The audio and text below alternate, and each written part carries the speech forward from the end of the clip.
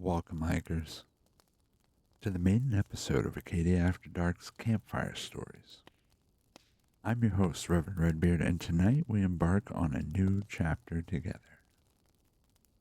Fans of the original Acadia After Dark will still find solace in the glow of our fire, but the original series will take a slightly different path going forward. Beneath the veil of crackling embers and shadow-draped woodlands, there are tales waiting to be told. Tales that will tingle your spine and make the night feel just a little colder. So gather close and let the firelight dance across your face as we delve into the haunting unknown. Every journey begins with a single step. And what better way to set the tone than with a story rooted in my own childhood here in Maine? My family and I would spend days exploring the park's meandering trails, but one spot always held a special place in my mind. It was a quiet little pond nestled deep within the heart of Mount Desert Island, known as Witch Hole. Its name alone seemed to hold secrets, as though the pond itself were whispering half-forgotten tales. Witch Hole, originally known as Witch Hollow, has been shrouded in mystery for generations. No one knows for certain how it earns its name, though some point to the oppressive evergreens that once encased its shores, their gnarled boughs weaving shadows over the water. These trees were lost to the devastating fire of 1947, but the name, much like the stories, lingers on. Perhaps it was the park's very remoteness that allowed such legends to take root, or maybe the haunting stillness of the pond itself inspired whispered tales of the supernatural. Through time, Witch Hole has become more than just a name on a map. It is a place shaped by both human hands and the unstoppable forces of nature. With its eerie stillness and layers of history, it stands as a silent witness to the past, its depths holding secrets only the boldest are willing to uncover. Tonight, we begin to unravel some of those secrets. So lean in, my friends. The fire burns low, the night stretches long, and the first chapter of Acadia After Dark's Campfire Stories awaits.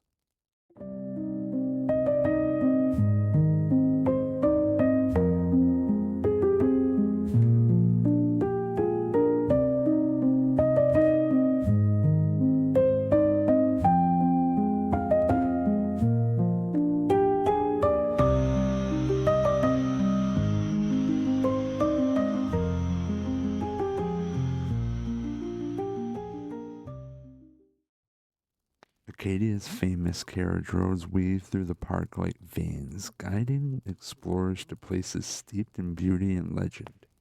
These roads were the vision of John D. Rockefeller Jr., a man who sought to preserve Mount Desert Island's tranquility by creating scenic byways free from the noise and pollution of automobiles. Constructed between 1913 and 1940, the roads, crafted meticulously from hand-cut granite and stone, became an enduring symbol of Rockefeller's love for the land. Their 16-foot width and gentle slopes made them ideal for horse-drawn carriages, but today they serve as pathways for bikers, runners, and even winter adventurers on skis. If only these trails could talk. Witch Hole Pond is one of many quiet corners connected by these roads, yet its history casts a long shadow. Historic maps tell a story of change, showing how its land shifted ownership over time. In the 1930s, the northernmost parcel was acquired from Mrs. Bowler, while the southern portion, once belonging to Mrs. Hyatt, was preserved much later, around 1950. Both women were wealthy summer visitors drawn to the enchanting allure of Mount Desert Island, their grand homes standing as sentinels near the water's edge. But the fire of 1947 swept through this region like a vengeful force, changing everything in its wake. Sparked northwest of the pond, the flames devoured 8,000 acres by October 23rd, passing through Witch Hole's quiet woods and leaving scars both ecological and cultural. The pond, small and unassuming, has quietly held its place through centuries of transformation. Even the Great Pond Acts of 1641 and 1647, ancient laws applied to Maine when it was part of the Massachusetts Bay Colony, deemed it worthy of state jurisdiction for its size alone. Yet Witch Hole is more than a geographic feature. It is a canvas where history, folklore, and the natural world collide. Its depths seem to pulse with hidden energy, waiting for those daring enough to explore its dark waters and tangled myths. As a child, I was told a story about the origins of this pond by my own grandmother. Nana had grown up here, and although I never knew whether the tales she shared were local legends handed down through generations or woven from her own imagination, this particular story haunted me. So as the story goes, an old hag once dwelled on the bank of the pond, her ramshackle hut hidden deep within the woods where sunlight barely pierced the canopy. The locals whispered of her in hushed tones, calling her a witch, though few could claim to know her story. When she did appear, it was to trade or sell the herbal medicines she concocted from the forest bounty, remedies that some swore by, even as they recoiled from the strange and unsettling woman who made them. Her presence was brief, her demeanor cold, and she spoke little, if at all, before retreating to the safety of the woods. Those who saw her described a figure cloaked in mystery, her back hunched with age, her movements deliberate and silent as though she carried the weight of secrets too heavy to share. And always she was accompanied by her dogs. The dogs, 3 of them, were her constant companions, creatures as enigmatic as their mistress. They followed her wherever she went, their watchful eyes scanning the surroundings with unnerving intensity. Their very presence seemed to shift the air, making it heavier and darker. These weren't pets in the way most would think of them. They were guardians, sentinels, bound to the woman in a way that felt almost supernatural.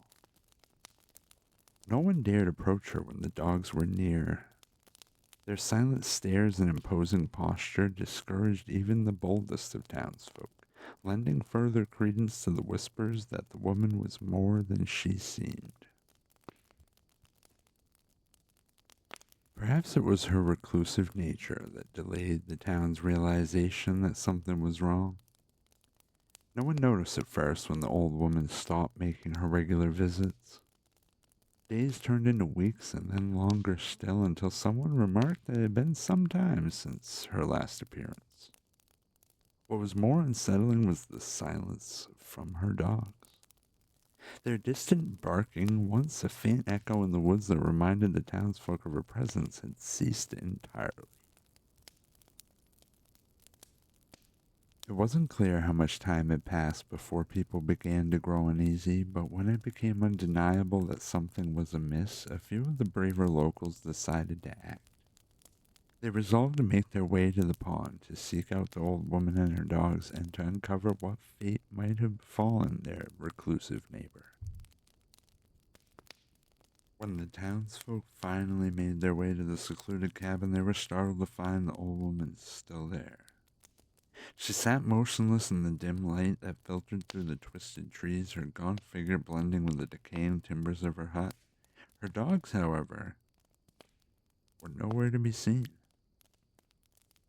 Unease hung in the air as the men approached, their nervous whispers silenced by the oppressive quiet that seemed to swallow even the sound of their footsteps. They questioned her, voices hesitant and eyes darting around the shadowed woods. Where had she been? What had happened to her ever-present companions? At first, the woman offered no response, her gaze vacant and unseeing, as though she were looking beyond them into something only she could perceive.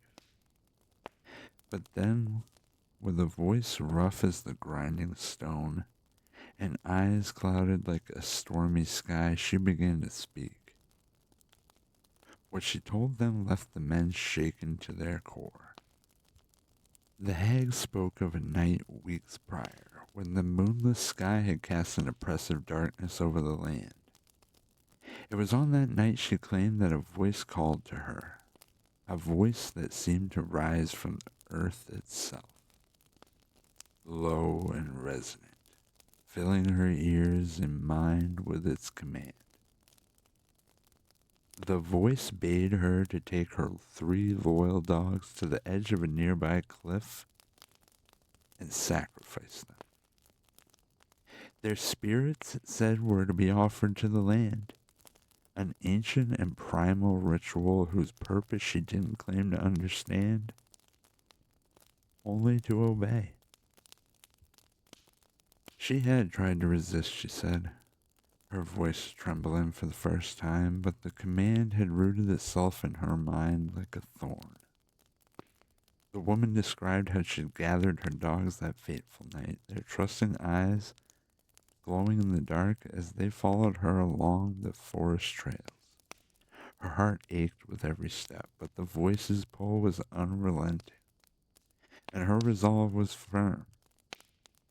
The land demanded their spirit, she said, and she believed it was her duty to comply.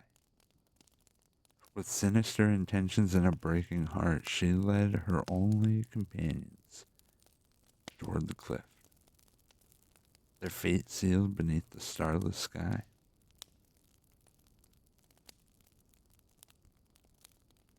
Now, I must admit, I've always had a soft spot for animals. The thought of what happened to those poor souls is enough to make my heart ache, so I'll spare you the gruesome details. But the true weight of the story lies in what came next, in the moments that followed the unthinkable. The old woman claimed that as she made her way back to the pond, her steps heavy with guilt and grief, the voice returned to her. It came without warning, filling her ears and mind once more, its words cold and commanding. This time, it did not ask for sacrifices, but something far more sinister. It told her there was still more to be done. Her account faltered here. The men who had ventured to her cabin pressed for answers, desperate to understand the meaning of her cryptic words, but the woman would not speak further. Her raspy voice fell silent, and her clouded eyes fixed on some distant point beyond them, as though she was staring into the abyss itself. Whatever the voice had instructed her to do, she refused to say, leaving the men shaken and burdened with questions that would never be answered. And so they left, making their way back to the town from which they had come. The events of the day weighed heavily on their shoulders, casting a pall over the air. Disturbed and weary, most of the townsfolk found little solace that night.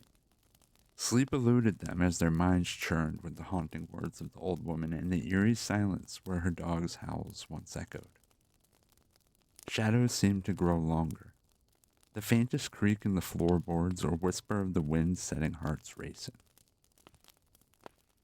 When morning finally broke through the heavy gloom, a group of the men decided something had to be done. They resolved to return to the old woman's hut, this time with a purpose that felt more honorable.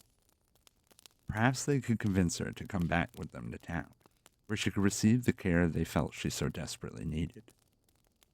The idea, as simple as it was, came from a place of earnest compassion, a desire to do some small good in the face of the unease that lingered. Yet beneath their noble intentions, there stirred a nagging sense of guilt. These men had spent years viewing her from a distance, whispering stories and mocking what they did not understand.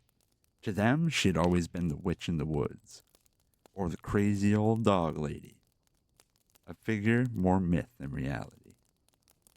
Only now, when the weight of the unknown pressed down on them, did they feel the sting of their own inaction, the realization that they had never been the neighbors they could have, or should have been.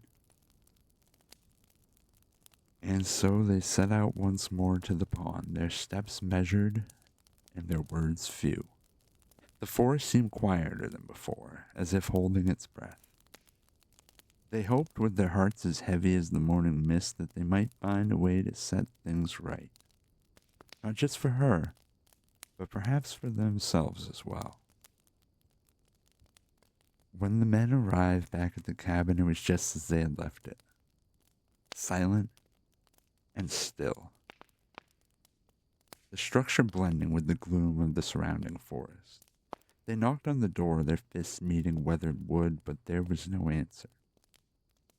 Unease prickled at their skin as they exchanged wary glances, and finally one among them, braver, or perhaps more curious or stupid than the rest, reached for the handle.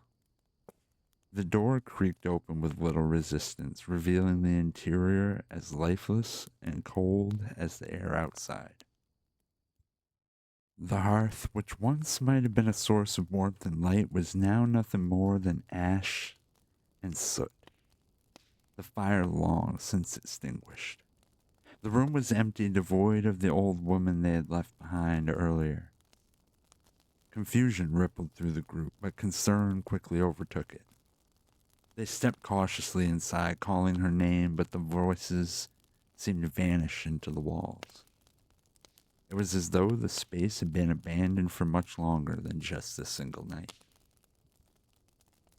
Determined to understand what had happened, the men spread out to search the area. Minutes passed in tense silence, each step of their boots stirring the thick, damp earth. Then came a cry from one of them, a sharp, urgent call that pierced the quiet.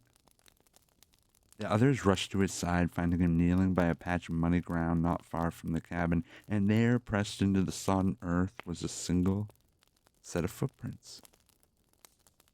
Small and hesitant, the tracks twisted their way through the trees, leading toward the pond.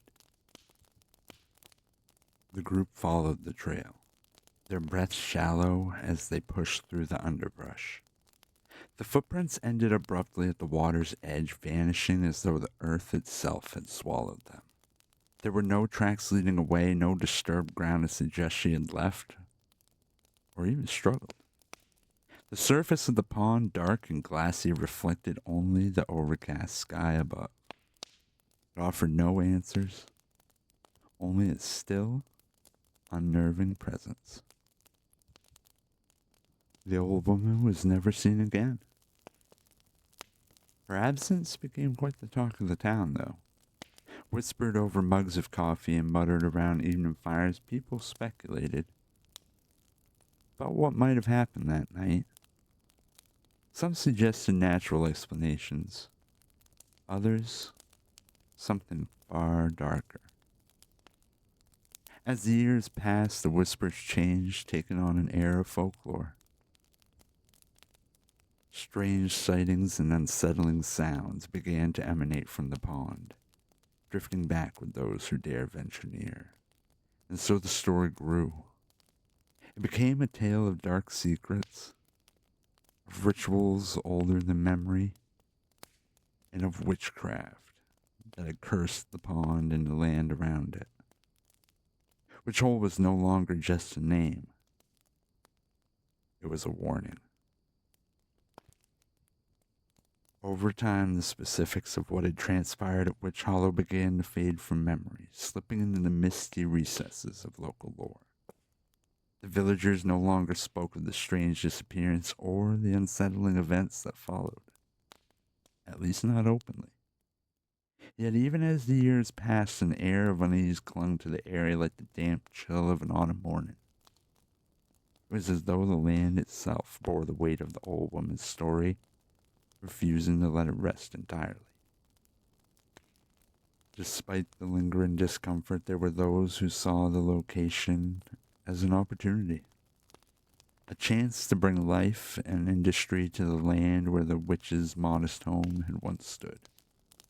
A local entrepreneur set out to establish a log mill on the site, envisioning a thriving enterprise in the shadow of the pond. And for a brief time, the project moved forward. The quiet woods filled with the sounds of saws and hammers carving progress into the soil. But the mill's promise of prosperity came to a sudden and unexplainable end. One night, long after the workers had gone home, flames erupted from the building, devouring it in a voracious blaze. The fire left nothing behind but smoldering ruins and questions. No culprit was ever identified, nor was any natural cause determined. The blaze seemed to come from nowhere, as if summoned by forces unseen, and many whispered that the cursed land had claimed the structure as its own. Though the entrepreneur considered rebuilding, the rumors swirling around the site grew too strong to ignore. The burned out remains of the mill were abandoned, left to be reclaimed by the creeping wilderness. And so the shadow over Witch Hole deepened, the memory of the mill becoming just another chapter in its dark and enigmatic story. Over the years, those who found their way to the pond spoke of its remarkable vitality. The area seemed to pulse with life. Animals flocked to its shimmering waters, their presence undeterred by the whispers of unease that surrounded the place. Birds sang in the trees, their melodies echoing across the surface. Wild deer and other woodland creatures came to drink from the cool depths. Even the trees appeared to thrive here, their trunks thick and strong, their leaves unfurling with a verdant brilliance that seemed unmatched by the rest of the forest. It was by all appearances a place of beauty, an untouched slice of nature that invited awe and admiration. Yet despite its idyllic facade, there were stories that hinted at something far stranger beneath the surface. Those who lingered too long spoke of unsettling phenomena. The faint strains of disembodied voices carried on the wind, too soft to understand, but impossible to ignore. Flickering lights weaving through the trees, their source elusive and unexplained, and most chillingly shadowy figures glimpsed at the edges of the water, there one moment and gone the next. The apparitions stirred unease in the hearts of even the most pragmatic visitors, leaving many to wonder whether they had seen something or whether the pond was playing tricks on their senses. Still, the allure of the place was undeniable. Its natural beauty, tranquil atmosphere, and abundant life made it a cherished spot for those seeking respite from the bustle of the nearby town. Locals and travelers alike came to hike its trails, picnic beneath its towering trees, or simply sit by the water's edge, lulled by the calm it offered. For many, it was a sanctuary, a rare gem of untamed wilderness that demanded to be enjoyed, even as the whispers of its past and the strange occurrences cast a faint, lingering shadow over its pristine landscape. As I mentioned earlier, when I was a boy, my family would often visit Witch Hole. For us, it wasn't just a pond. It was an adventure waiting to unfold. Though the tangle of weeds and the ever-present obstacles of logs made it far from ideal for fishing, it turned out to be the perfect place for catching minnows and other small fish. And frogs. There were more frogs there than I've ever seen in my life, before or since. People used to joke that if you scooped a cupful of water from the pond, you'd be lucky to end up with a teaspoon of water for every ounce of frog. I can still recall the warm laughter and exasperated sighs from my parents as they recounted one particular tale. A family legend, really. It was about the time I dropped our camera into the water while trying to catch one of those elusive, slippery critters. The camera sank into the murky depths, and though the frogs escaped unharmed, the camera didn't fare so well. For years, this story was retold with the same gleeful smile and knowing shake of the head, immortalized as one of those moments that turns a place into something more personal. But today I'm not here to tell you about our mishaps, or the abundance of frogs at Witch Hollow. No, the story I'm choosing to share paints the pond in a far different light. A darker, more unsettling portrait of this seemingly serene place. In the oppressive heat of July 1896, one of the most chilling deaths ever recorded on Mount Desert Island took place at Witch Hole Pond. A tragedy shrouded in mystery and fear. Two boys, Jimmy Alcorn and Guy Bunker, ventured out to the pond that day, eager for a summer adventure. Jimmy, resourceful and a bit reckless, had built a homemade rowboat from scraps of wood, a rough but functional craft that he kept tied up along the shore. With youthful enthusiasm, the pair decided to row out to the center of the pond, a place where the water was deepest and the shadows seemed to stretch longer. The journey started innocently enough, the boys laughing and talking as Jimmy pulled at the oars, guiding them across the pond's glassy surface. But once they reached the center, the mood began to shift. Jimmy, always the troublemaker, started to rock the boat. The small vessel creaked and tilted dangerously with each deliberate motion, sending ripples across the water that disrupted its eerie stillness. Guy protested, with his voice rising with urgency. But Jimmy only grinned and continued, determined to test the boat's limits. Suddenly, the boat overturned, sending both boys plunging into the dark water. Guy surfaced quickly, grabbing hold of the edge of the capsized craft. With wide eyes and trembling hands, he begged Jimmy to stay with him, to cling to the boat until they could figure out how to get safely back to shore. But Jimmy, confident in his swimming ability, shook his head and took off toward the muddy bank, his strokes strong and purposeful. What happened next defies explanation and has haunted the whispers around Witch Hole Pond for generations. Jimmy, known by everyone as an exceptional swimmer, seemed to glide effortlessly towards the shore at first, but as he neared the shallows, something changed. His strokes faltered, his movements became frantic, and his body began thrashing wildly against the water. Guy watched in horror, calling out to his friend, but his cries were drowned out by the sound of Jimmy's struggle, and it was as though something unseen had latched onto him, dragging him down. Jimmy's desperate thrashing grew weaker until in a terrible instant he disappeared beneath the surface. The rippling water calmed once again, reflecting the sky above, leaving Guy alone and clinging to the overturned boat, his screams echoing across the pond. Jimmy Elkhorn was gone. After a frantic rescue party managed to pull Guy Bunker from Witch Hole Pond, the group turned their efforts to finding Jimmy. They went to the area where he was last seen, desperate to locate the boy who had vanished beneath the water surface. When they finally retrieved his body from the pond, what they discovered sent ripples of shock through the entire community. Jimmy's legs were tangled in a dense mass of water lily stems, their fibrous tendrils wrapped tightly around him like the grasp of an unseen force. It was these lilies that had prevented him from reaching the shore, a tragic irony not lost on those who knew him well. The very lilies that had been a source of livelihood for Jimmy, the same lilies he had spent countless mornings gathering to sell in town, had become the cause of his death. The boy who loved the pond so dearly died there just 15 years old, his life cut short in a place of serene beauty that would forever bear the weight of his memory.